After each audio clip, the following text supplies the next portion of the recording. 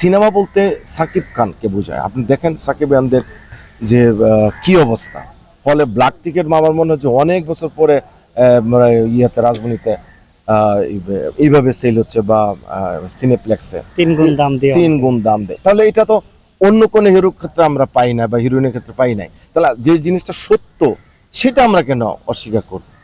আর অপবিশ্বাস বুবলি তার ওয়াইফ এটা পরীক্ষিত। তা আমরা যদি প্রতিটা কাজে তাকে তার হাজবেন্ড ওয়াইফকে নিয়ে আমরা লেখালেখি করি, কিছু ইউটিউবার আছে ভালো পজিটিভ নিউজ করে, কিছু আছে আবার উল্টাপাল্টা ভিউর জন্য করে, এইটা না করি, কারণ তাকে কাজ করতে দিই। তাতে কি হবে, অন্তত ফিল্ম ইন্ডাস্ট্রিটা আরো এগিয়ে যাবে। অবশ্যই ব্যক্তিগত জায়গাগুলো ব্যক্তিগতই থাকে, আমরা কাজ দিয়ে বিচার করব। এবার রাজকুমার যেহেতু ভালো লেগেছে বলছিলেন, এই যেমন অনেকে একটু জেলাসি থেকে বলে, যেটা আপনি বলছিলেন, অনেকেই যারা সিনেমা রিলিজ দিয়েছে রাজকুমারের সাথে ক্ষতিগ্রস্ত হয়েছে বা ব্যবসা ঠিকভাবে হয়নি, আর তারা আবার বলছে যে রাজকুমারই সব হল নিয়ে নিয়েছে। এই ব্যাপারটা নিয়ে যদি একটু বলেন।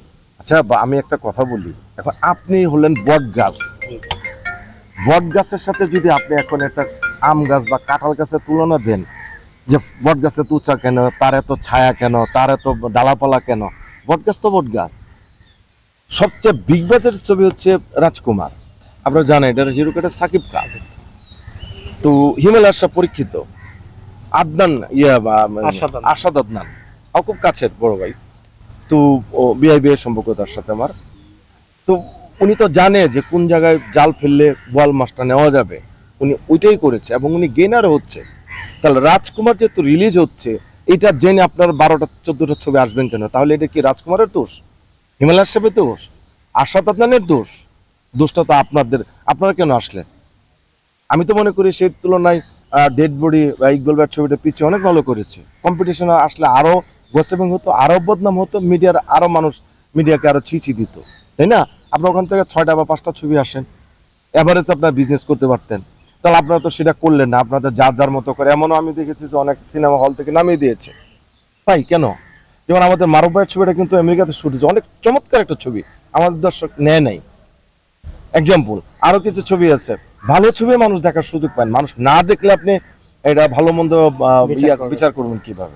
এটা দোষ তো সাকিব খান না বা হিমেল খান না, হিমেল ছোট ভাই, ও কষ্ট করে এবং সে আমেরিকার যে বিষয়গুলো তুলে ধরেছে, মানে এক্সিলেন্ট কিছু জায়গা তুলে ধরেছে, সেটা আমরা হলিউডের সিনেমাতে আমরা দেখবেন বা আমি দেখেছি। তো এটা বাংলাদেশের জন্য একটা বিশাল পাওয়া না? অবশ্যই অবশ্যই। এই জায়গায় যে শাকিব খানের এই যে এত সফলতা, আপনি বলছেন যে প্রথমের দিকে 3-4টা সিনেমা আপনার শাকিব খানের সাথে করা হয়েছে এবং হিট সিনেমা ছিল, তোমার জন্য মরতে পারি, 7 খুন মাপ, তারপর আর কি কি ছবি জানি আমার মনে না, অনেক আগে, তখন শাকিব নতুন।